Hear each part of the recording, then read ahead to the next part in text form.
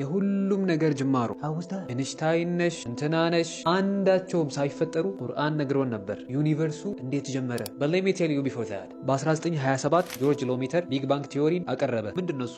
ዓለም በሙሉ አንድ ትንሽዬ ነጥብ ነበረች። ሁሉም ነገር ከዛው ተስፋፋ። ይሄው ዓለም ዛሬ የምናየውን ቅርጽ ያዘች። በ20ኛው ክፍለ ዘመን ናሳም ይሄንኑ እውነታ አጽድቆ ነበር። በዋት ኢዝ አሜዚንግ ከሺህ ምናምን ዓመት በፊት አላህ Subhanahu Wa Ta'ala ነግሮን ነበር። አወለም የረ الذين كفروا أن السماوات والأرض كانتا رتقا ففتقناهما እነዚህ የካዱት ሰማያትና ምድር የተጣበቁ መሆናቸውንና የለያየናቸው መሆናችንን አይመለከቱምን? ቢግ ባንግ it is what it is። መች እዚህ ጋር ቆመና ዩኒቨርሱ ሁሌ ይለጠጣል አሉ። በ1929 ኤድዊን ሃብል የተሻለ ቴሌስኮፕ ተጠቅሞ ይሄን እውነታ አረጋግጦ ነበር። ያዝ እንግዲህ ይሄም ሊትራሊ ቁርአን ውስጥ ቁጭ ብሎ ነው ያለው። ወሰማአ በነይናሃ ቢአይዲን ወኢና ለሙሲዑን። ትርጉም ሰማያትንም ገነባን እኛው እናሰፋታለን እንለጥጣታለን። አጃኢብ። እውቀት የሚባል ባልነበረበት በዛ በረሃ ውስጥ ይሄን ጉዳይ ለህዝቡ ያስረዳ ሰው እንዴት አውቆ ነው? በድንገት ነው ወይስ የአላሁ ጀለ ወዐላ ዋህይ? መልሱ ለእናንተ ትቻለው። ቪዲዮውን ሼር አድርጉት። ወዳላል ኸይሪ ከፋኢሊ